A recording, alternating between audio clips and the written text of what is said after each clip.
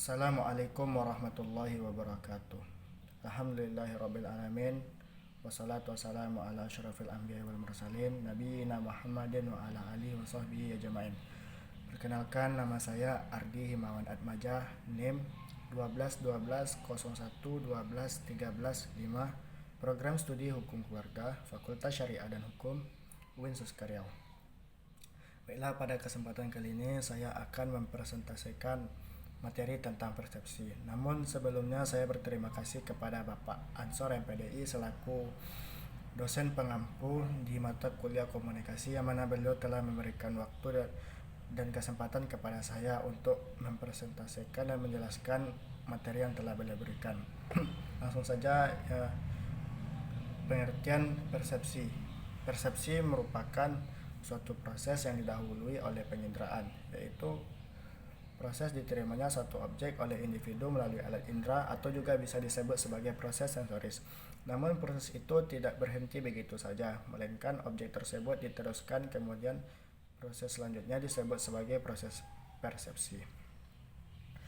Proses tersebut mencakup penginderaan. Setelah informasi diterima oleh alat indera, informasi tersebut diolah dan diinterpretasikan menjadi sebuah persepsi yang sempurna.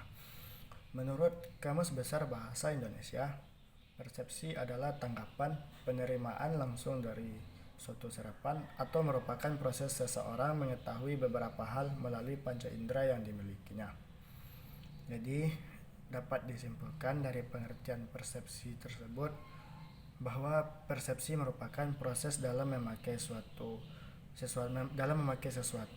yang diterima melalui kelima indera, supaya setiap individu dapat memilih, mengatur, maupun menerjemahkan suatu informasi untuk menciptakan gambaran dunia yang berarti. Kemudian selanjutnya, jenis proses persepsi itu ada dua. Yang pertama, proses fisik, yaitu proses persepsi yang dimulai dari penginderaan yang menimbulkan stimulus dari reseptor, yang dilanjutkan dengan pengolahan data pada syaraf sensorik otak atau dalam pusat kesadaran. Yang kedua, proses psikologis, yaitu proses pengolahan data pada syaraf sensorik yang menyebabkan reseptor menyadari apa yang dilihat, didengar, ataupun apa yang diraba. Menurut Toha, proses persepsi itu ada 4. Yang pertama, stimulus, yaitu terjadi persepsi diawali ketika seseorang dihadapkan pada suatu objek atau rangsangan yang dihadirkan dari lingkungannya. Yang kedua, registrasi, yaitu membangun dan menggambarkan suatu konsep pengetahuan terhadap objek melalui alat indera yang dimilikinya. Yang ketiga, proses interpretasi, yaitu proses memberikan arti kepada objek yang diterima.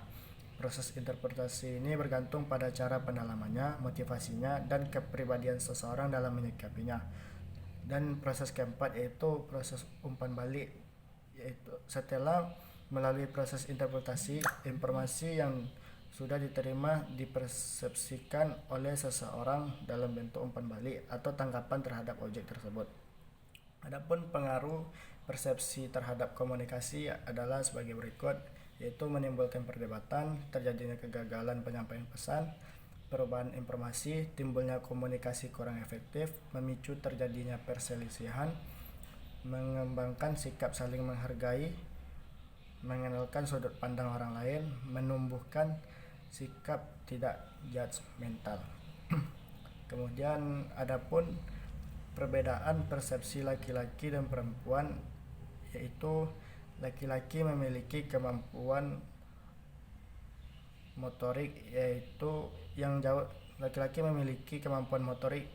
yang jauh lebih baik dibandingkan perempuan. Kemampuan ini dapat digunakan untuk kegiatan yang memerlukan koordinasi yang baik antara tangan dan mata, sedangkan perempuan lebih sering menggunakan otak kanannya.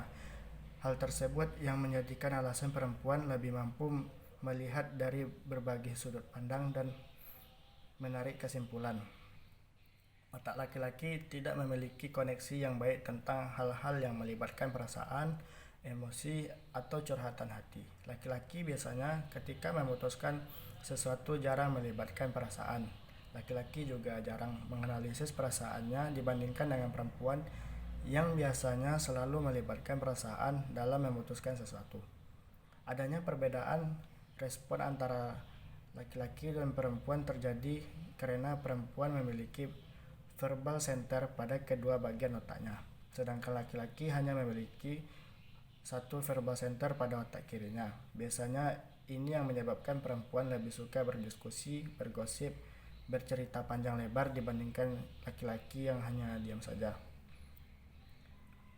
Baik, mungkin hanya ini yang bisa saya sampaikan. Lebih kurangnya saya mohon maaf. Wabillahi taufiq wal hidayah. Wassalamualaikum warahmatullahi wabarakatuh.